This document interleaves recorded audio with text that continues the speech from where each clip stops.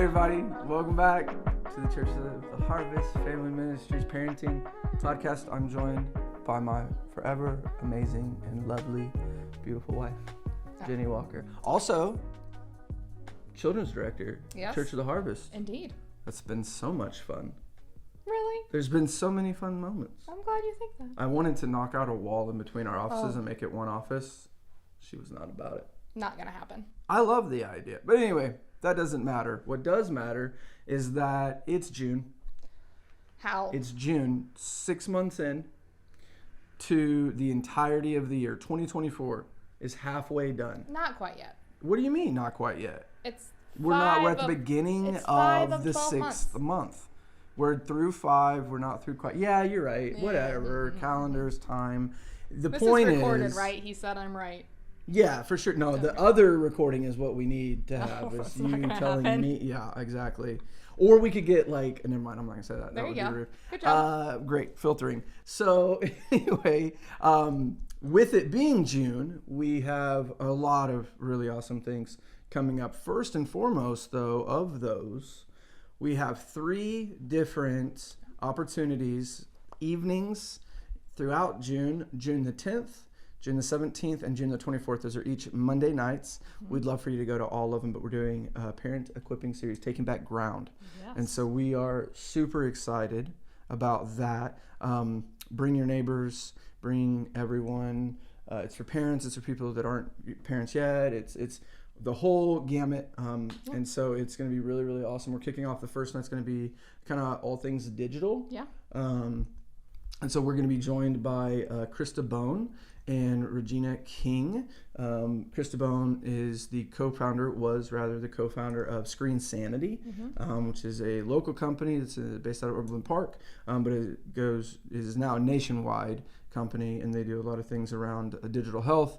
Topics called like digital hygiene, just practical implementation, best practices for families in the world of digital things. And then Regina King is part of our church. She's an amazing human. If you don't know who she is, super amazing person. She was the former DEA of Kansas City, and so she's going to do a talk on online safety, best practices for a safe and secure experience for as parents, like what to look out for.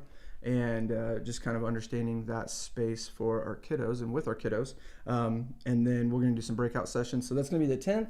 Yes. And then on the 17th, we have a family, parents of Lucas Cherry. Yes. Who is crazily enough, his mom wrote books on parenting.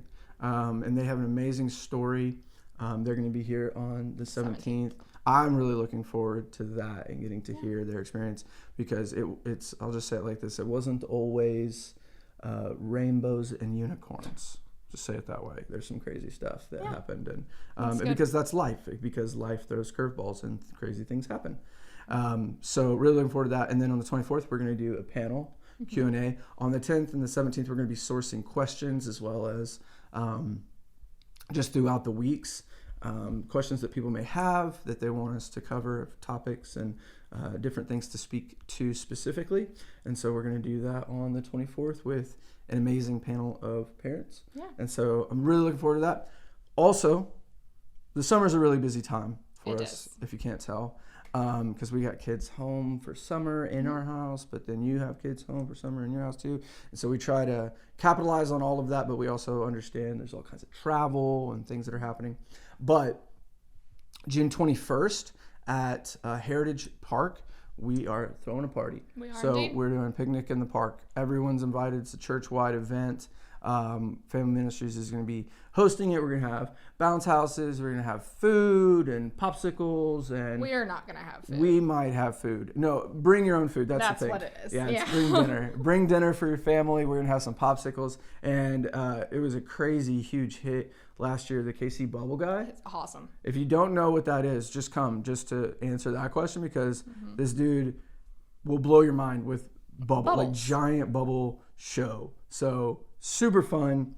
But that's going to be June the 21st. And so we're doing that's a Friday. All the things. It is a Friday evening. And so, but be looking forward to that. Any more info you need on it, just shoot me an email royce.walker@churchoftheharvest.org, or you can email Jenny. Yeah. jenny.walker@churchoftheharvest.org. Easy enough. We're here. I want to get into a fun topic. It's not actually a fun topic. It's a topic that is the opposite of fun. It's not fun. It's so there's not necessarily a particular framing that causes me to dive into this. I just think it is important as people and as adults and as parents about how we deal with things that can be perceived as disappointing. Mm-hmm. So what is something that tempts you in the direction, has caused you to be, or is disappointing to you, or has been in your experience? I think... Please don't say me. I'm playing. I'm not, though, kind of. No, like in the world of parenting. Okay. That's what we're talking about, sure. Right? I think it's easy to fall into or maybe be tempted to feel disappointed when you've set expectations for your kids and they don't meet those expectations. And our house is a little different because there's so much conversation of like, hey, God's not disappointed in you. And there's so much of going back to like, hey, if God's not disappointed in you, like that's where we need to land. And so I try not to go there on right. the, hey, I'm disappointed with you. Because, it's like that cliche conversation of it's worse to hear your parents say, I'm disappointed in you. Well, I just like thinking of a time, I'm like, I don't think I've ever said that to my children. So if you guys aren't aware, there's a few things that I'm very particular about in representation of who God is. Yes. So let me kind of unpack this, and this will be a little bit more of a theological perspective, but I think it's a very important one. So there are two attributes of God that negate his ability to be disappointed. Okay, so what I'm saying in that is God cannot be disappointed. So that's a hot take, okay, because a lot of people think that God can be disappointed. And I'm going to speak to why there's a nuance of emotional response that speaks to what God can be, but to speak to disappointment specifically, God is both sovereign and he is omniscient.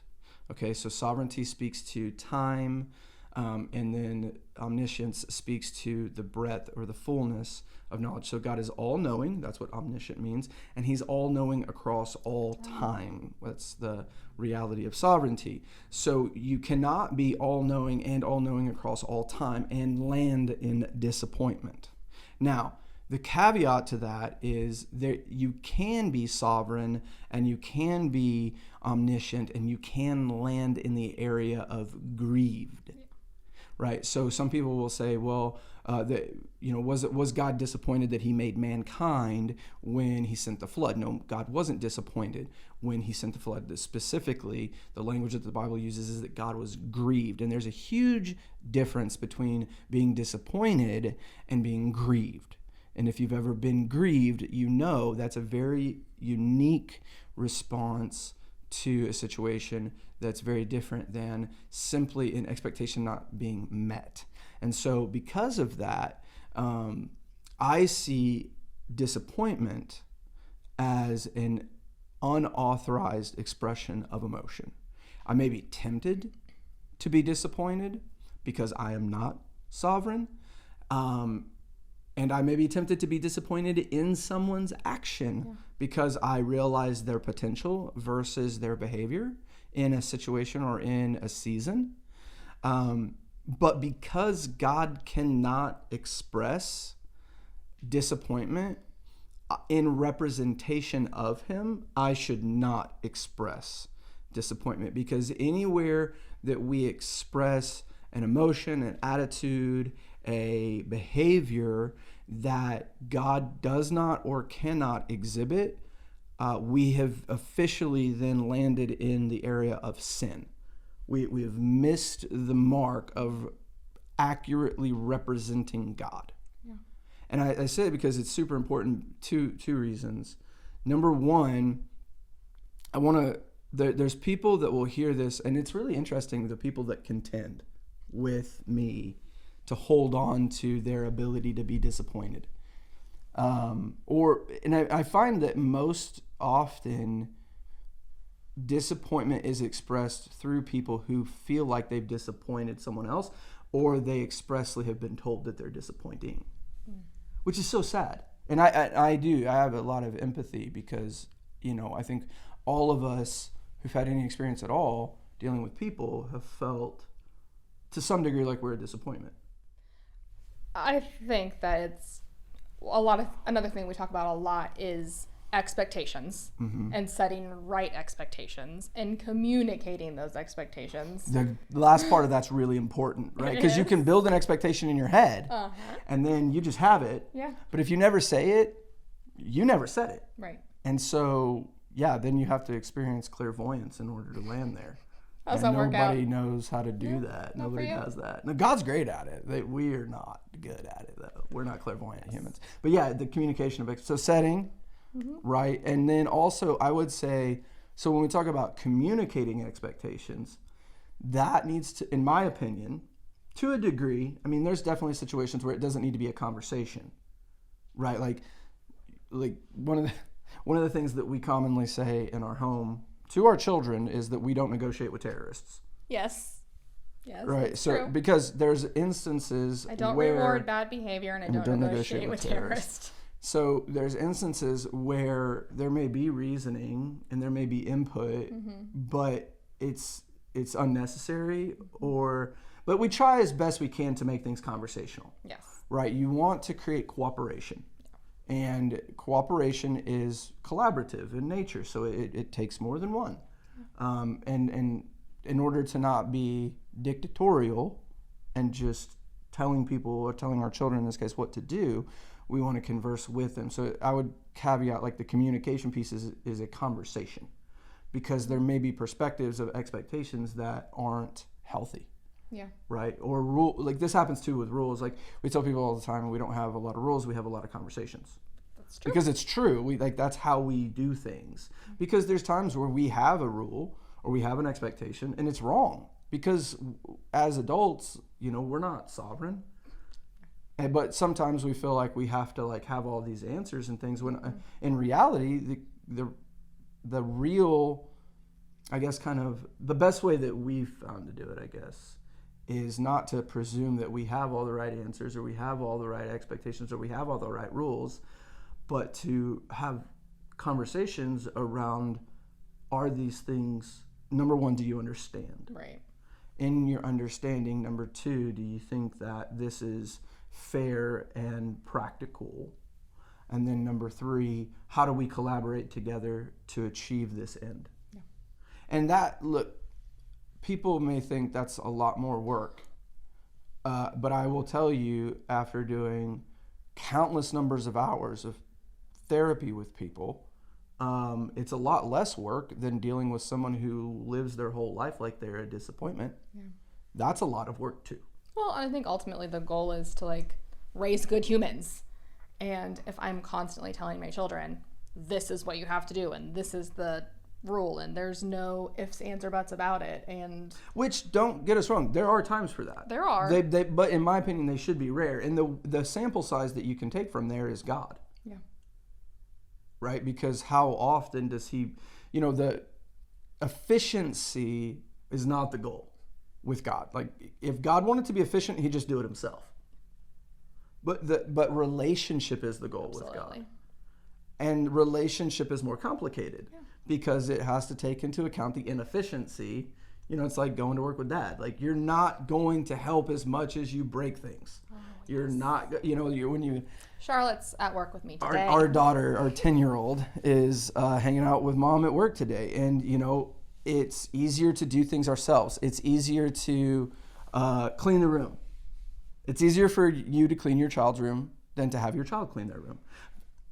That one time. Yeah, to win the battle, but then you're constantly cleaning your kid's room or doing their laundry or whatever myriad of other things that there are.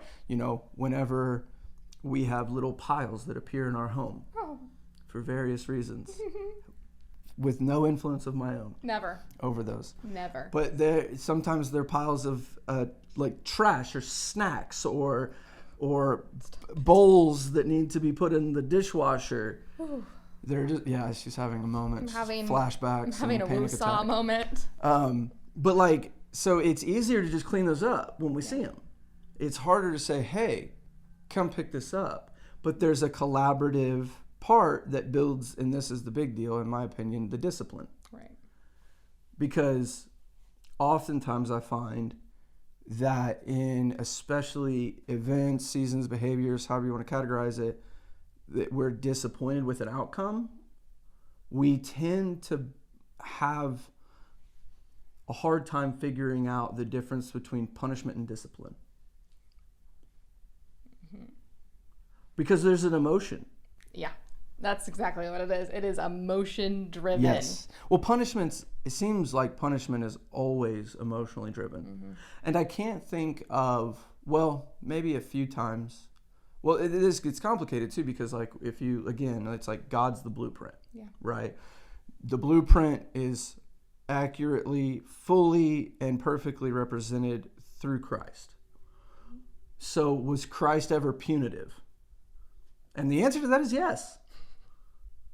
The answer to that is he flipped tables. Yep. And he whipped people with cords. Yeah. For essentially misrepresenting the house of God. Absolutely. Which is interesting because when we express emotions or attitudes or actions that don't represent God well, then what you have is us misrepresenting the dwelling place of the house of God. Yeah. So that's the area that gets punished. Stings a little. Yeah, right. If you can't say amen, say ouch. Right? So it's very important to like strike that thing, but the difference between punishment and discipline ultimately is in the fruit of a thing. Mm-hmm. It's also why I contend so diligently with the reality of disappointment, that it is an illegitimate or an unauthorized expression of emotions, because, what's the fruit? I've seen a lot of people try and please their disappointed parents or peers through achieving success in myriads of different environments, only to be found that didn't actually solve the issue. They became the CEO, but they still deal with the same type of mindsets because they're trying to impress somebody that no longer exists. Trying to fill a void. Exactly. So when you look at the fruit of a thing, so then when you look at, what's the fruit of punishment? And, what makes the difference between punishment and discipline? I think it's what it net results in. So punishment can be necessary, can be used, but sparingly. And I think the only fruit of punishment is, and this kind of depends on the season too, I guess. Because like if you punish a 3-year-old, it teaches the 3-year-old that there's a boundary. And that's good. Like in that space, because you're not dealing with somebody who's as verbally fluent in understanding verbal cues. And so the way that they socialize is by running into boundaries. Yeah, but you could say the same thing, that's a discipline. Yeah, I mean, you can, but I don't know. It's just the thought of younger children and punishment is unique. The example that you often bring up, or I'm thinking of, is like when a kid goes to touch the hot stove and you say, oh, don't do that, you're going to get hurt. And they go to touch the hot stove again and you're like, oh, don't do that, you're going to get hurt. And the third time you're like, you know what? Pain's just going to have to teach you what words can't. Yeah, that's what I mean by punishment. Yeah. But punishment inflicts pain. It really does. Like that's the goal of punishment, and it's it's in order to correct a reality in the moment. Yeah. But it doesn't do much to enforce a discipline. I think in that example and other ones that I'm randomly thinking of, it's more of like a natural consequence. Yeah, I think in certain areas it is, but I think in other areas, like the other example that I see all the time is like a kid won't do their chores. They won't clean the room. They won't do the dishes. And so their phone gets taken away. Well, guess what? The lack of a phone might create a pain that makes them want to ease that pain by then doing the dishes or cleaning the room. Mm-hmm. But it doesn't build the discipline. It's just trying to avoid the pain. Yeah. And so that's not the same thing. Now, that doesn't mean you can't remove a distraction like a phone in order to insert appreciation for what you have, mm-hmm. right? So that's appropriate, and that becomes a mode of, I think, communication, because you have to be really clear with a kid. I'm going to take your phone, not because your phone's a problem, but because it is a distraction that's keeping you from having a healthy level of appreciation for the things that you have, and therefore you're mistreating the things that you have. But I think that goes back to expectations. Yeah, absolutely. And yeah. But also, so the other piece, mm-hmm. because you mentioned this specifically. Go for it. The declaration of a reality from a parent to a child. Mm-hmm. The words, "you have disappointed me," or even more sharply, "you're disappointing," that is really, really, really tough. Because I talk about this every time we do baby dedications. I talk about names a lot. Yeah. We, as parents especially, we're constantly naming our children. Mm-hmm. And God has a name for our children. It's almost like the goal of every season is to find out what God's name for your child is in that season, so you get that perspective and that prophetic insight into their potential. But then you repeat that name. Yeah. Because the names that we repeat to our children that God doesn't give us are really, really, really damaging. Yeah. And because they're lies. And we can't agree with lies. Yeah.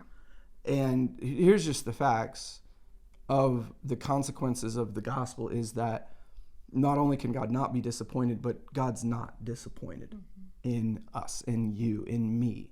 We do things that are wrong all the time. We sin, we miss the mark. Yes. And the beautiful reality is that it's in that space that we recognize and we realize that Jesus covers our life. Yeah.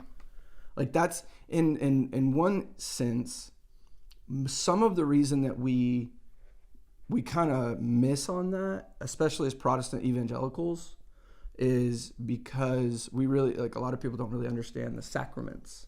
So because communion, as an example, is that exact reminder. Yeah. It is measuring ourselves against God, recognizing the massive distance. Yeah.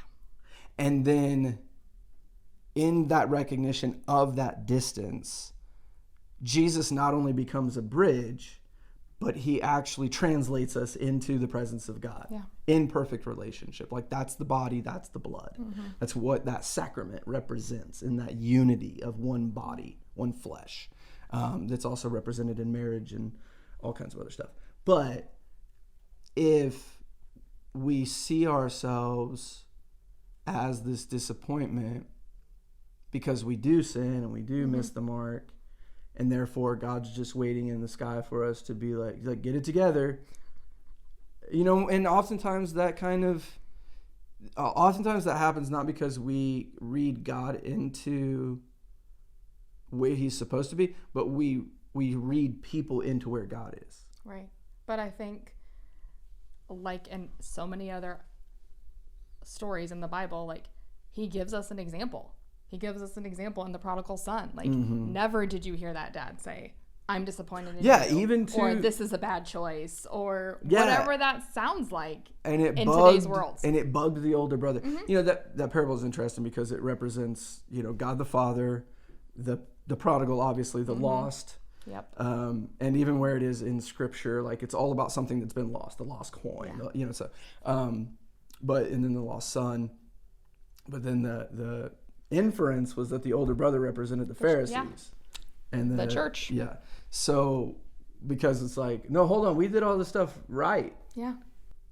And It's like, yeah, but you never asked to be in this space. Everything that I have is yours too. And don't be upset because you didn't ask for something that your brother is receiving, because it was just as available to you.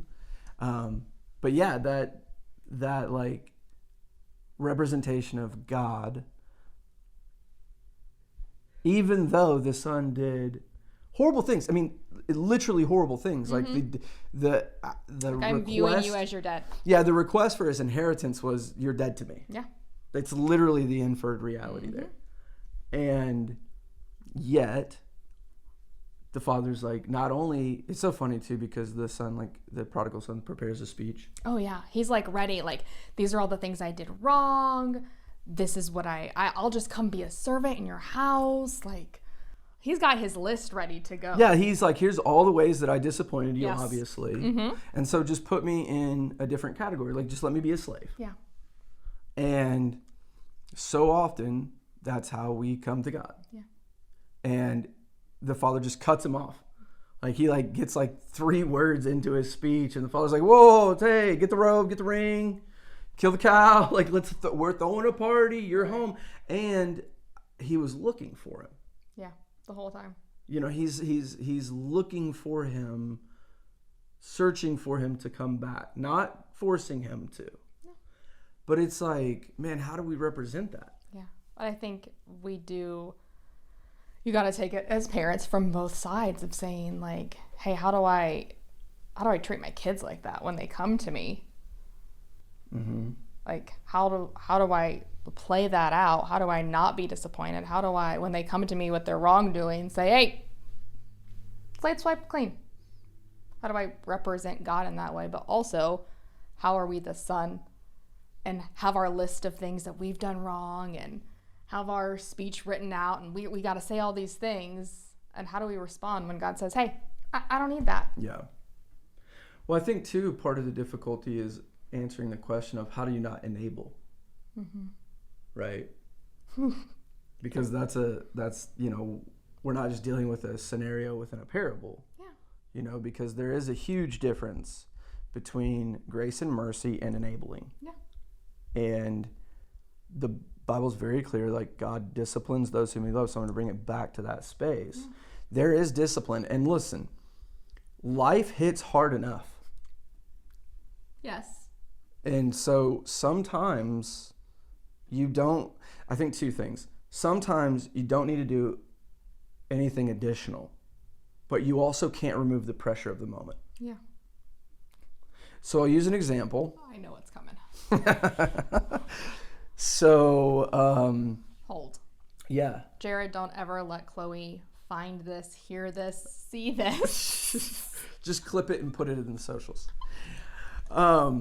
So our oldest daughter, driving, been known to drive a little close to the back of other vehicles. Just a little? In the past. We've, told her, don't do that. It's a problem. And did you know her car is even equipped with like it'll brake for her if it feels like she's too close? I mean, I bought the car, so anyway. So I get a call maybe 2 months ago. She's crying. She rear-ended a car. So, okay, where are you? And I go to her, and she's upset. She's scared, anxious, crying a lot of things. There's going to be a cop that's coming. The person's kind of mad. They should be. She's at fault. All these things, right? So I come up to the car, and I'm talking her through it, and I'm just telling her exactly what's going to happen. You were in the wrong. You are at fault. You do owe this woman an apology. You will get a ticket. The things that are going to happen. I'm not angry. I'm not mad. I'm just laying them out. And she says to me, "Dad, you're not helping me calm down." And I said, my role right now is not to calm you down. My role is to make sure you don't die and you feel the pressure of the consequences that you have enacted, because this could be a lot worse. Yeah. Driving behind a car. The worst thing that can happen for driving too close to a car and it stops is not that you hit it and you get a ticket. It's that you hit it and you get critically injured. And so there's a pain in the moment. Now, we didn't like ground her or add things to She had to pay her ticket. Yeah, she did. Right? She had to do whatever she had to do for insurance. I don't know, whatever the things were.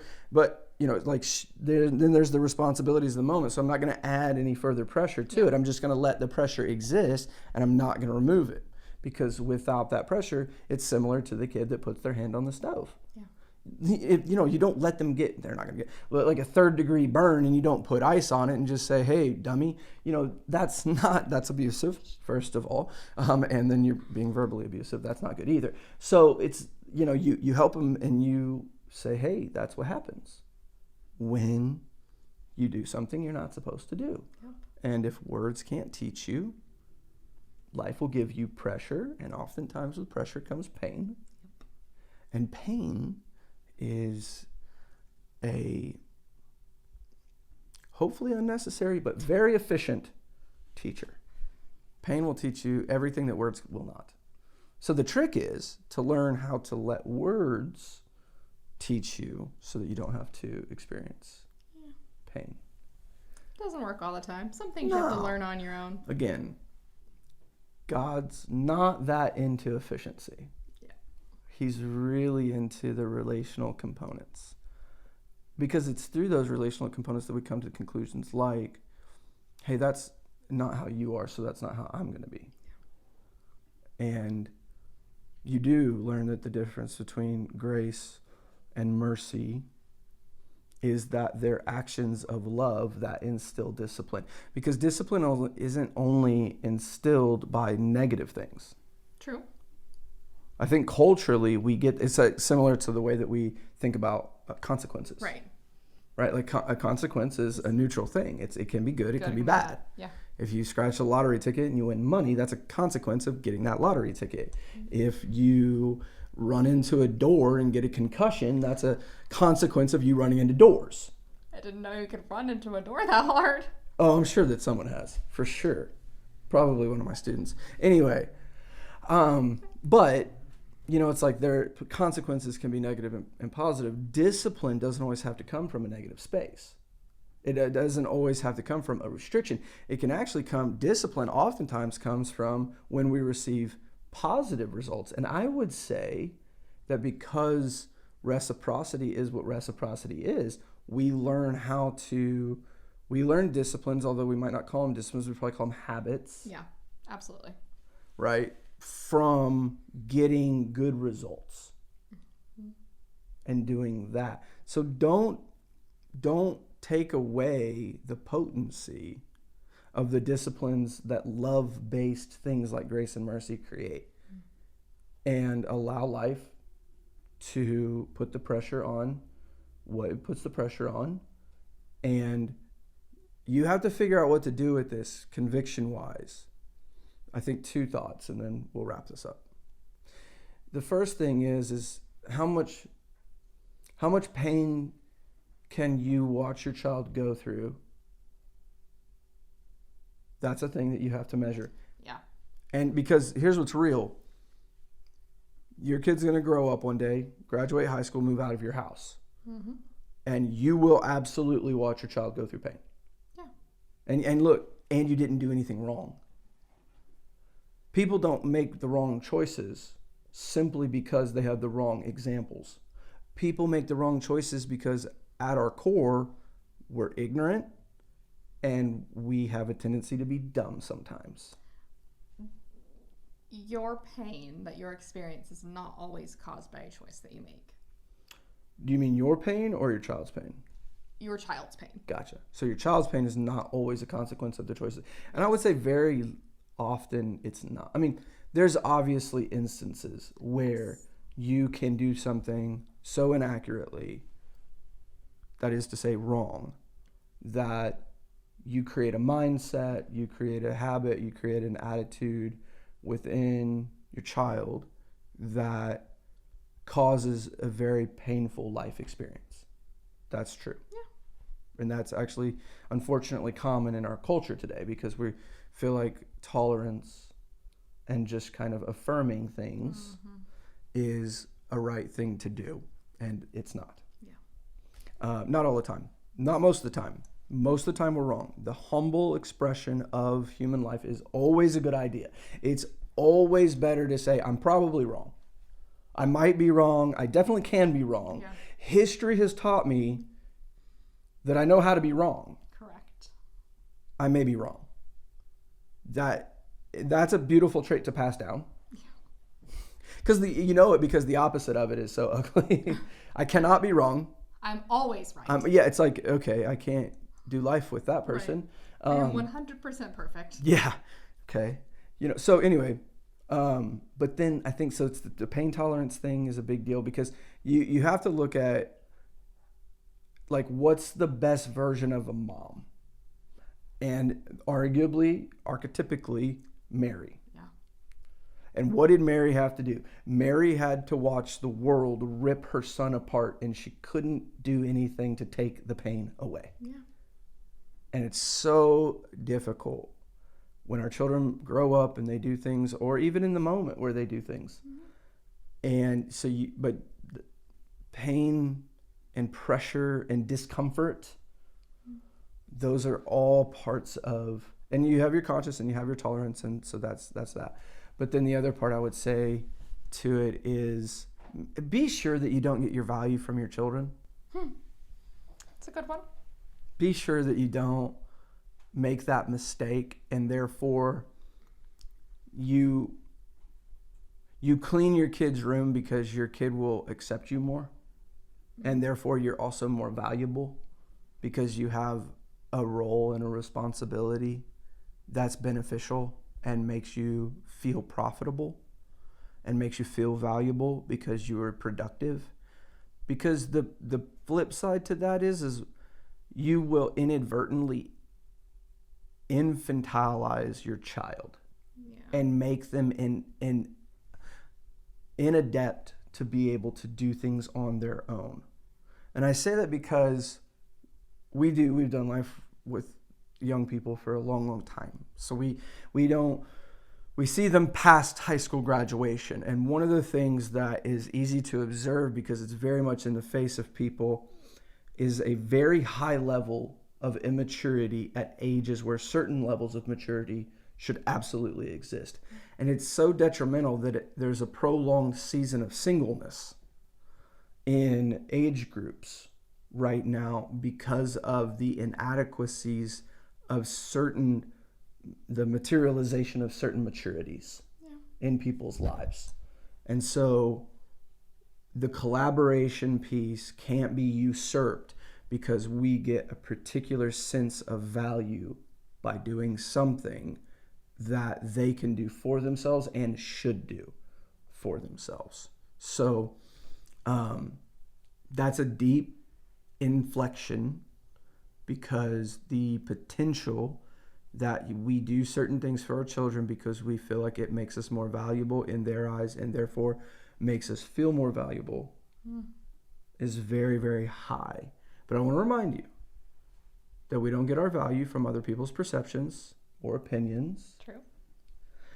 I'll even go so far as to say we don't get value because of our own perceptions and opinions of ourselves. Our value, simply stated, comes from the cross. The easy way to explain that out is that value is not determined by what we sell something for. It's for what it is purchased for. So, I have a question. What's up? What do you do if you feel disappointed or tempted to be disappointed? Or that is an area where you're like, oh, maybe that's where my brain is going or my thoughts are leading me. The first thing that I do is I inflect on how many times I've failed. Like just catastrophically, epically failed. And in this space of that, I recognize the grace that I've been given. There's a phrase that Jesus uses to the Pharisees. He says that he who is forgiven much loves much. Yeah. But to he who is forgiven little, the same loves little. There is no such thing as those who have been forgiven little. That's the trick to that whole thing. And in the moments where I feel the temptation to be disappointed, I recognize how many times I have done something that could land me in the space of being a disappointment. And yet, in view of that, God's love always overwhelmed that reality because he refuses to call me a disappointment. Yeah. So therefore, how can I represent something that doesn't represent him in that same way? So I think it always comes from a self-reflection of what have I been given?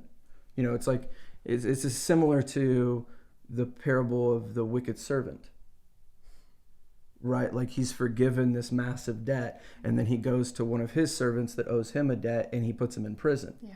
And then the master of the servant that put the man in prison comes and says, what have you done? And he frees the man that was unjustly put in prison. He's like, why didn't you show the same mercy that I showed you? Mm-hmm. So that's the point. That's where I live my life is I just recognize the debt that I've been forgiven. And I think that's easy for me to do because, you know, if you know my past, or you just look at my tattoos and you're like, that man's obviously been to prison. I haven't been to prison. But I look like a fugitive. You know, I live my life. You look like a fugitive. Anyway, a felon. No, I just, you know, I had a very black and white reality. I had a very death to life experience whenever it came to salvation. And I have a lot of empathy for people that had a lot more of like a gray.